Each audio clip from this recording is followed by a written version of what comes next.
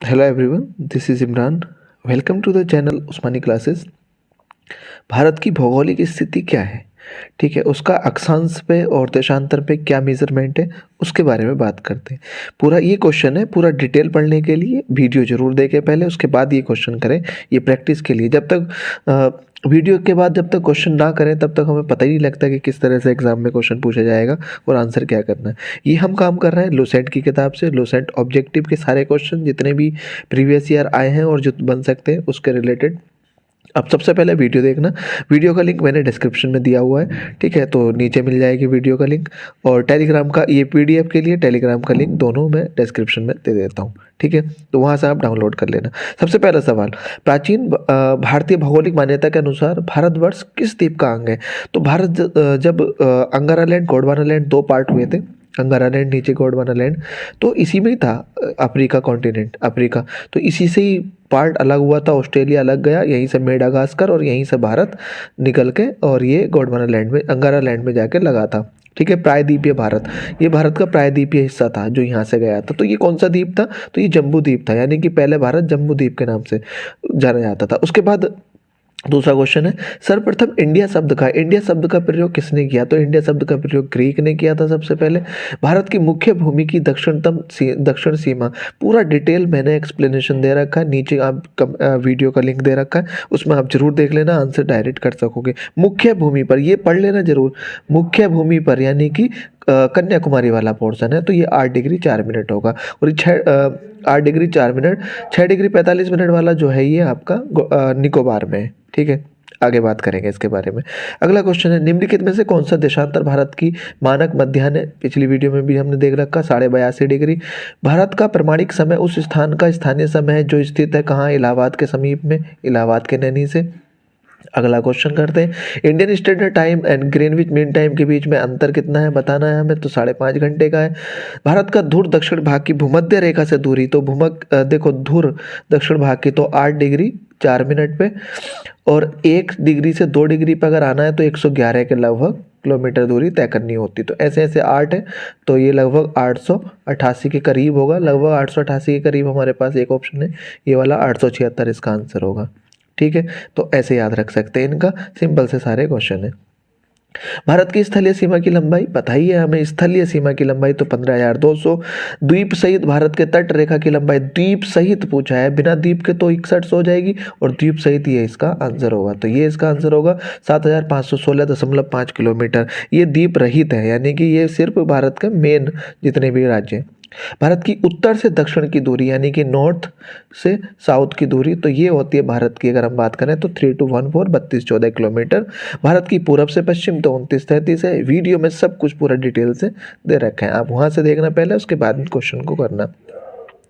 भारत की तटीय रेखा की लंबाई, अब ये तट रेखा की लंबाई पूछी उसने, तो 6100 किलोमीटर है।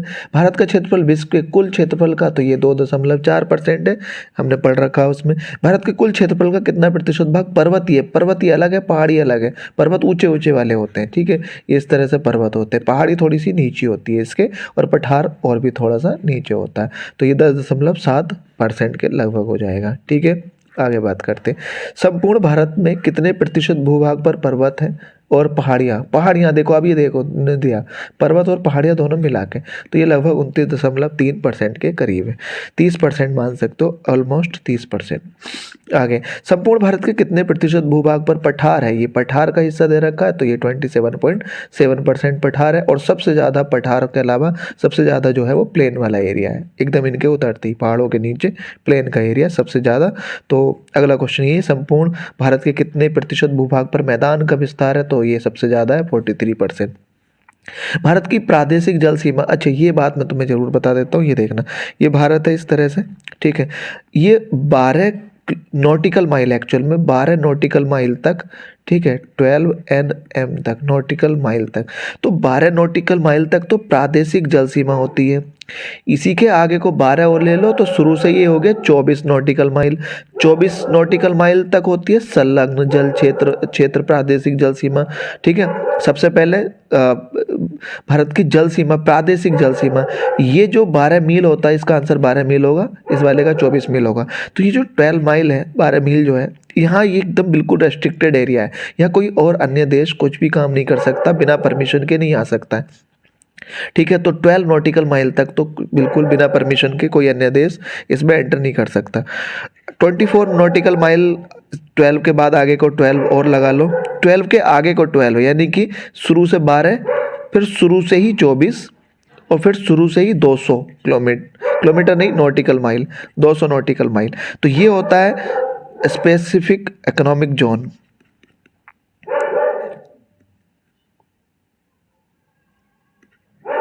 SEZ, specific economic zone. तो ये होता है आपका एकांतिक आर्थिक क्षेत्र, संलग्न क्षेत्र, ये इसमें दे रखा है क्वेश्चन। तो ये करते हैं हम जल्दी से इसको पहले। तो सबसे पहले का आंसर हो जाएगा आपका 12, जो एकदम स्टार्टिंग में होता है प्रादेशिक जल सीमा।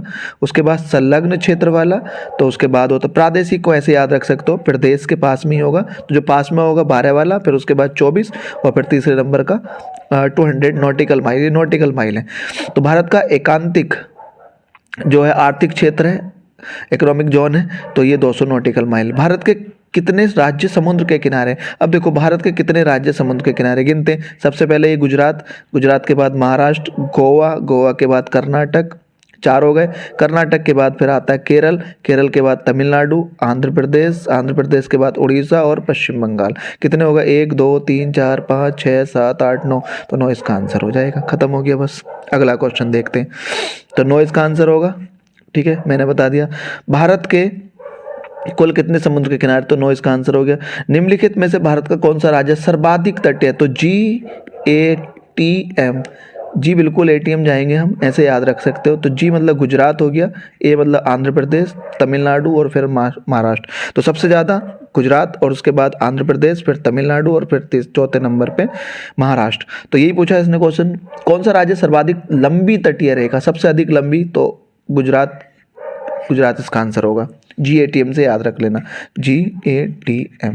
ठीक है, आगे इसका मतलब समझ लेना, गुजरात के बाद आंध्र प्रदेश, पहले गुजरात फिर आंध्र प्रदेश, फिर तीसरे नंबर पे तमिलनाडु और फिर लास्ट में चौथे नंबर पे महाराष्ट्र। निम्नलिखित भारतीय राज्यों में से किससे कर्क रेखा होकर नहीं गुजरती है? वीडियो देख लेना पूरा, बिल्कुल मैं बता देता हूँ। सबसे पहले गुजरात के बाद राजस्थान, राजस्थान के बाद MP, छत्तीसगढ़, छत्तीसगढ़ के बाद झारखंड, झारखंड के बाद पश्चिम बंगाल और पश्चिम बंगाल के बाद आ जाता है बांग्लादेश और बांग्लादेश के बाद आ जाता है इधर त्रिपुरा और उसके बाद मिजोरम, मिजोरम के बाद फिर ये चाइना में म्यांमार, म्यांमार को काटते हुए फिर चाइना से होके निकल जाती है। तो आप देखना इनमें से कौन कौन सा नहीं आया। तो उत्तर प्रदेश नहीं आया, तो उत्तर प्रदेश का आंसर होगा। कौन सी अक्षांश रेखा भारत के मध्य से होके गुजरती है? बिल्कुल एकदम भारत के मध्य से, तो वो कर्क रेखा ही गुजरती है। कर्क रेखा भारत के कितने राज्यों को? तो देखो हमने पढ़ा था अभी, गुजरात 1, 2 राजस्थान, मध्य 3, छत्तीसगढ़ 4, झारखंड 5, पश्चिम बंगाल 6, त्रिपुरा 7 और ये हो गया 8। तो 8 इसका आंसर होगा। ठीक है, निम्नलिखित में से किस राज्य से होकर कर्क रेखा नहीं गुजरती है? तो देखना उड़ीसा, गुजरात से गुजरती है, ये तो रहा गुजरात, राजस्थान से बिल्कुल दूसरे नंबर पे और पश्चिम बंगाल से ये रहा, तो क्या बचा फिर? उड़ीसा। और पूरा डिटेल से पढ़ने के लिए लिंक डिस्क्रिप्शन में है वीडियो का, आप वहाँ से देख लेना। उसके बाद पहले उसको देखना, बाद में क्या करता। भारत का वह कौन सा राज्य जो जिससे कर्क रेखा गुजरती है? तो अभी हमने पढ़ा था, हिमाचल प्रदेश नहीं है, उत्तर प्रदेश नहीं है, बिहार नहीं है, झारखंड इसका आंसर होगा। भारत का मुख्य भूमि पे, ये देखो जरा, मुख्य भूमि पे पूछा है उसने। तो मुख्य भूमि पे जो है वो है कन्याकुमारी, 8 डिग्री 4 मिनट, जिसका और एक नाम भी है कैप कमोरिन भी बोलते हैं इसको, कैप कैमोरिन भी बोलते हैं। ये इसका आंसर होगा। बड़े ध्यान से देख लेना, नहीं तो एग्जाम में जाके कन्फ्यूजन होता है कि क्या आंसर टिक करें, इसमें से ये वाला करें कि ये वाला करें। ठीक है, तो कन्फ्यूजन नहीं होना चाहिए, ध्यान से देख लेना। कैप कैमोरिन भी बोलते हैं कन्याकुमारी को, 8 डिग्री 4 मिनट पे है वो। अगला क्वेश्चन, भारत के दक्षिण में सबसे दूरस्थ स्थल कौन सा? दक्षिण में सबसे दूरस्थ, तो फिर वो 6 डिग्री 45 मिनट पे है निकोबार में, और उसका नाम है इंदिरा पॉइंट। इंदिरा पॉइंट इसका आंसर होगा। इंदिरा पॉइंट का अन्य नाम पार्सन बिंदु भी बोलते हैं, पिग्मेलियन भी बोलते हैं और ये लाइचिंग भी बोलते हैं। तो इनमें से सभी इसका आंसर होगा। तो जल्दबाजी में आंसर जरा ध्यान से पढ़ लेना ऑप्शन, जल्दबाजी में ऐसा ना हो कि पार्सन पढ़ा और सीधा आंसर टिक कर दिया। पिग्मेलियन भी है और लाइचिंग भी है, तो देख लेना जरा ध्यान से। निम्नलिखित में से कौन सा स्थान भूमध्य रेखा के निकट है? भूमध्य रेखा ये है और ये है कन्याकुमारी और उसके बाद ये अपने द्वीप चलते हैं। तो यहीं पे इंदिरा पॉइंट भी है, तो देख लेना कौन सा दे रखा, तो इंदिरा पॉइंट इसका आंसर होगा। रामेश्वरम जो है ये भी एक द्वीप है, जो कि ये द्वीप पड़ता है आपका, ये भारत है और ये श्रीलंका है, और ये राम सेतु है। राम सेतु में ही छोटे छोटे द्वीप है, तो इनमें पड़ता है। ये तमिलनाडु जिले में ही तमिलनाडु राज्य में ही आता है। तो रामेश्वरम भी ये एक भारत का ही एक द्वीप समूह में, भारत के कब्जे में, मतलब कहने का ये। तो इंदिरा पॉइंट इसका आंसर होगा, ठीक है, क्योंकि निकोबार पे जो ये अंडमान निकोबार का पोर्शन है, इसमें निकोबार पे सबसे नीचे। भारतीय भूमि का सर्वाधिक उत्तरी भाग, भारतीय भूमि पे सबसे उत्तर, तो इंदिरा कौल इसका आंसर होगा। वीडियो में पूरा डिटेल से मैंने बता रखा। भारत का दक्षिणतम स्थान इंदिरा पॉइंट निम्नलिखित में से कहाँ है? इंदिरा पॉइंट कहाँ है? तो ये अंडमान निकोबार में। अभी हम बात कर ही रहे हैं ऊपर से, नीचे बात करते हैं इसके और अलावा क्वेश्चन की। अगला क्वेश्चन, भारत की मुख्य भूमि को, ये देख रखा, भारत की मुख्य भूमि को रामेश्वर द्वीप से कौन अलग करता है? तो ये भारत है, तमिलनाडु, और ये श्रीलंका इधर साइड में मैं कर दूं, और ये राम सेतु है, इसी में ही है ये। तो ये रामेश्वरम द्वीप को नाम एक पंबन द्वीप भी बोलते हैं, इसी को, इस वाले द्वीप को रामेश्वरम द्वीप को पंबन द्वीप भी बोलते हैं, पंबन द्वीप। तो इसी के नाम से पंबन चैनल इसको अलग करता है, ठीक है। तो ये याद रखना, रामेश्वरम द्वीप को ही पंबन द्वीप भी बोलते हैं, और इसी के नाम पे एक चैनल भी है। चैनल का मतलब होता है एक दो लैंड पोर्शन के बीच में बड़ी सी वाटर बॉडी, ठीक है, तो ये चैनल भी कहा जाता है, संधि भी कहा जाता है, जल संधि भी। आगे, एडम पोल, ठीक है, एडम पोल निम्नलिखित में से किन दो देशों के बीच में? तो इसी राम सेतु को ही एडम पुल भी बोला जाता है, ठीक है, एडम ब्रिज भी बोला जाता है। तो भारत और श्रीलंका इसका आंसर होगा। निम्नलिखित द्वीपों के युग्मों में से कौन सा एक 10 अंश जलमार्ग, यानी कि 10 डिग्री चैनल किस किस के बीच में? तो मैंने अंडमान निकोबार पढ़ा रखा था, उसी के बीच में, ये अंडमान निकोबार के बीच में, अंडमान एंड निकोबार के बीच में, ठीक है। निकोबार और सुमात्रा के बीच में एक ग्रेट चैनल है, निकोबार और सुमात्रा के बीच में, ठीक है, ग्रेट चैनल है। तो ये मैं लिंक डिस्क्रिप्शन में दे दूंगा, पहले उन वीडियो को जरूर देख लेना, तब जाके ये क्वेश्चन लगाना। डंकन पासेस, तो डंकन पासेस किस किस के बीच में? ये भी इसी का ही पोर्शन है। वीडियो लिंक का लिंक जरूर डिस्क्रिप्शन में आपको मिल जाएगा। तो ये आपके पास है दक्षिण अंडमान और लिटिल अंडमान, ठीक है।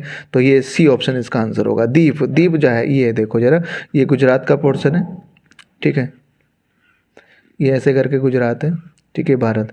तो ये जो है ये गुजरात वाले तट, इसमें ये द्वीप है, ठीक है, यहाँ। तो द्वीप कहाँ है फिर? ये गुजरात के तट पे इसका आंसर होगा।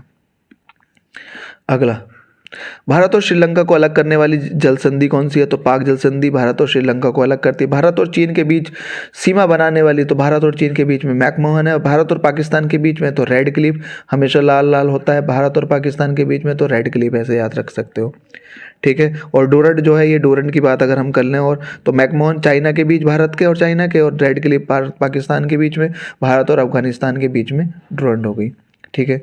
आगे बात करते हैं, भारत के सुदूर पूर्व में, यानी कि सुदूर पूर्व में अगर हम जाएं, भारत के सुदूर पूर्व में कौन सा देश भारत के साथ सर्वाधिक लंबी? सुदूर पूर्व, ये इधर पूरब है, ठीक है, ये अरुणाचल प्रदेश का पोर्शन ऐसे करके आ रहा है। तो इधर की तरफ पूर्व, सुदूर पूर्व यही तो है, ये म्यांमार हो गया, ठीक है, इधर की तरफ म्यांमार। तो कौन सा? तो चीन तो भारत के साथ इतनी लंबी नहीं बनाता है, सुदूर पूर्व में पूछा, हालांकि ये तो उत्तर, पूर्व उत्तर में, तो म्यांमार इसका आंसर हो जाएगा। भारत एवं चाइना के बीच सीमा निर्धारित करने वाली मैकमोहन रेखा, देखो जरा, मैकमोहन रेखा किस किस के बीच में? भारत और चीन के बीच में। तो किस प्रदेश के साथ ये सीमा उत्तरी सीमा साझा करता है? तो ये उत्तर प्रदेश नहीं, अरुणाचल प्रदेश इसका आंसर होगा, ठीक है। तो अरुणाचल प्रदेश इसका आंसर होगा। भारत में किस देश के साथ भारत की अंतर्राष्ट्रीय सीमा नहीं लगती है? तो अंतर्राष्ट्रीय सीमा नहीं लगती, पाकिस्तान के तो साथ लगती है, बांग्लादेश के साथ तो सबसे लंबी लगती है, भूटान के साथ भी लगती है, और श्रीलंका के साथ, इसके साथ ही बस नहीं लगती। तो यही आंसर होगा। ये भारत है और ये इधर की तरफ को श्रीलंका है, तो कोई बाउंड्री नहीं है। निम्नलिखित में से कौन सा देश भारतीय उपमहाद्वीप में नहीं आता है? ये बड़ा इंपॉर्टेंट सवाल बनता है। तो ये भारत है अपना, ठीक है, ये भारत है। इधर की तरफ पाकिस्तान आता है, फिर इधर की तरफ पाकिस्तान के बाद नेपाल, भारत हो गया, पाकिस्तान, नेपाल, भूटान, म्यांमार नहीं आता, ठीक है, बांग्लादेश, तो बांग्लादेश हो गया, नीचे की तरफ फिर मालदीव हो गया और श्रीलंका हो गया। 1 2 3 4 5 6 7, तो 7 देश है, ये मैंने बता दी कौन कौन से। तो निम्नलिखित में से बताना कौन सा शामिल नहीं है? तो पाकिस्तान है, नेपाल भी है, श्रीलंका भी है, बांग्लादेश भी है, तो ये तो सभी है, ठीक है। तो इसको देख लेना, सभी इसका मतलब सभी शामिल हैं। कौन कौन नहीं है? म्यांमार नहीं करता है, चाइना नहीं करता है, ठीक है, मतलब चाइना नहीं है भारतीय उपमहाद्वीप में, और जो है अफ़गानिस्तान नहीं है। ठीक है, अफ़गानिस्तान नहीं है, चाइना नहीं है और म्यांमार नहीं है, ये भारतीय उपमहाद्वीप में नहीं आते। अफ़गानिस्तान को और शामिल अगर कर लेते हैं तो फिर ये सार्क कंट्री बन जाता है, सार्क। ठीक है, चाइना और म्यांमार अभी भी नहीं आते सार्क में, चाइना और म्यांमार नहीं आते, अफ़गानिस्तान शामिल हो जाता है बस। तो ये देख लेना, सार्क का मुख्यालय काठमांडू नेपाल में, ये बात हमने वीडियो में कर ली थी, ध्यान से देख लेना। ठीक है, बड़े इंपॉर्टेंट यहाँ से सवाल बनते, जरूर देख लेना इनको। अगला क्वेश्चन है, निम्नलिखित में से किस भारतीय राज्य की समुद्री सीमा सबसे लंबी है? तो ये आप पढ़ते ही होगे बचपन में भी, BSc BA। ठीक है, तो बांग्लादेश, फिर चाइना, पाकिस्तान। ठीक है, पाकिस्तान के बाद फिर आता है नेपाल, म्यांमार के बाद भूटान और भूटान के बाद अफ़गानिस्तान। तो सबसे लास्ट में अफ़गानिस्तान, यानी कि सबसे छोटी अफ़गानिस्तान की, सबसे बड़ी बांग्लादेश की। तो बचपन में BA याद रखना। ठीक है, तो ये ट्रिक है, बचपन में BA। तो B बोले तो बांग्लादेश, चाइना, पाकिस्तान, नेपाल, उसके बाद म्यांमार, भूटान और अफ़गानिस्तान, याद रहेगा। आगे बात करते हैं, भारतीय राज्य की समुद्री सीमा सबसे लंबी है, कौन से वाले की सबसे लंबी है समुद्री सीमा? अच्छा, सबसे छोटी, छोटी पूछी तो गोवा की सबसे छोटी है, उसके बाद उससे उससे थोड़ी सी बड़ी पश्चिम बंगाल की है। ठीक है, तो ये इसका आंसर होगा। इसका आंसर क्या होगा? भारतीय, अच्छा ये तो भारतीय उपमहाद्वीप के अंतर्गत शामिल नहीं है, तो पाकिस्तानी तो सभी हैं लगभग। भारत की सबसे लंबी अंतर्राष्ट्रीय सीमा किसके साथ है? तो बांग्लादेश हो गया, बचपन में भी ये। सबसे छोटी स्थलीय सीमा भारत की किसके साथ है? सबसे छोटी तो अभी पढ़ा हमने, ये अफगानिस्तान के साथ, बचपन में भी ये याद रख लेना। आगे बात करते हैं, भारत की निम्नलिखित भौतिक प्रदेशों में विभाजित किया जा सकता है, निम्नलिखित में से किस में विभाजित किया जा सकता है? तो ये डायरेक्ट याद रख लेना, उत्तरी पर्वतीय सबसे पहले पर्वत है, पर्वत के बाद ही जस्ट नीचे मैदान शुरू हो जाते हैं, फिर ये दक्षिण प्रायद्वीपीय भारत हो जाता है और फिर इधर की तरफ ये कोस्टल वाले हो जाते हैं। तो चौथा इसका आंसर होगा। ठीक है, सबसे ऊपर की तरफ ये हिमालय है, हिमालय के एकदम जस्ट नीचे मैदान शुरू हो जाते हैं, फिर ये प्रायद्वीपीय भारत आ जाता है और फिर ये कोस्टल रीजन है। तो 4 उसका आंसर होगा। भारत का कौन सा भू आकृतिक विभाग प्राचीनतम है? सबसे प्राचीनतम कौन सा है? तो ये बड़ा ही इंपॉर्टेंट सवाल है। तो यानी कि भारत का सबसे प्राचीनतम, सबसे पहला हिस्सा जो है ये यही है, प्रायद्वीपीय भारत। तो इसका आंसर होगा प्रायद्वीपीय भारत। तो प्रायद्वीपीय भारत तो नहीं है, प्रायद्वीपीय पठार इसका आंसर होगा। उम्मीद करता हूँ ये सारे क्वेश्चन आपको समझ में आ गए होंगे। नहीं आए हैं तो वीडियो जरूर देखना पहले, उसके बाद फिर ये क्वेश्चन करना, सारे के सारे आपके कंप्लीट हो जाएंगे। तो आज के लिए इतना ही, मिलते हैं अगली वीडियो में। Thanks for watching and keep learning.